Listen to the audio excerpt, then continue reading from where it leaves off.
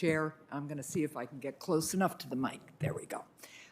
And thank you to Mr. Adeyemo for joining us and for your willingness to serve.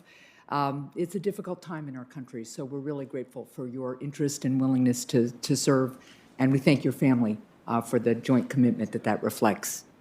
Mr. Adeyemo, the year-end COVID relief package contained a bipartisan bill that I introduced with Senator Burr that made small businesses eligible for both the Paycheck Protection Program and the Employee Retention Tax Credit, with guardrails to prevent for double dipping. Recently, I joined with Senator Burr to urge the Treasury to ensure that PPP participants have full access to the Employee Retention Credit by issuing much-needed guidance. Treasury can also facilitate small business assistance by increasing educational outreach around the Employee Retention Credit. Mr. Adeyemo, if confirmed, will you work to ensure that small businesses promptly receive the guidance that they need to take full advantage of the Employee Retention Tax Credit? And will you work to increase educational outreach around the credit? Senator, I'm committed to doing those things. As you know, 98% of small businesses in America employ less than 20 people. These small businesses need to be informed about the benefits they have that will help them get through to the other side of the pandemic. And I look forward to doing this with my colleagues at Treasury, if confirmed, and to working with you on this issue. Thank you very much. Let's move to a different issue that is of great concern to my constituents. Earlier this month, I called on Senate leadership to protect Granite Staters from out-of-state income taxes in the next legislative package. Currently, other states are trying to impose income taxes on New Hampshire residents who normally commute to those states, but they're working from home during the pandemic. I strongly oppose these unconstitutional out-of-state taxes, and I'll continue working with the committee and my colleagues to build on a bipartisan proposal to provide strict limits on states' authority to tax workers outside their borders. Mr. Adeyemo, as this committee considers proposals to limit out-of-state taxes, will you work with Treasury staff to provide technical feedback on any legislation? Senator, if confirmed, I look forward to providing technical assistance. Thank you so much. I look forward to working with you and with the committee to protect my constituents who are working remotely from what are really overreaching efforts by other states.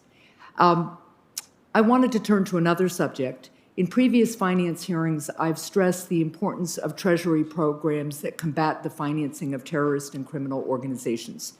In the previous few years, there have been highly concerning reports that the Islamic State sold looted antiquities to help fund their campaign of terror. To address this, last year's bipartisan National Defense Authorization Act extended anti-terrorism finance requirements to the trade of antiquities and artifacts. The NDAA also required a study of money laundering in the art market by the Financial Crimes Enforcement Network.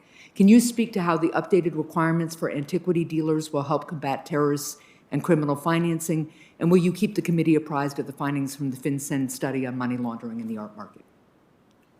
Senator, I'm committed to keeping the committee abreast of the work that my colleagues in FinCEN do if I'm confirmed to the position of Deputy Secretary of the Treasury. I agree that this is an important issue and one that requires our attention in order to make sure that those that seek to take advantage of our financial system are unable to. Great, thank you. Last question. Startups and new businesses will play a central role in job creation and economic growth during the recovery from COVID-19. Unfortunately, many new businesses have limited access to current small business assistance programs, including the Paycheck Protection and the Employee Retention Tax Credit. And it was nice to hear you speak about the importance of small businesses in answer to my first question. I strongly support addressing this in upcoming relief legislation by providing assistance through the tax code that is tailored to startup businesses. Mr. Adeyemo, if confirmed, will you work with me and this committee to evaluate ways to direct assistance to new businesses and support new business job creation during the recovery from COVID-19? Senator, I'm committed to working with you and members of this committee to think about how we build innovative small businesses in America. They're the key to our long-term success, and we need to invest in that sooner rather than later.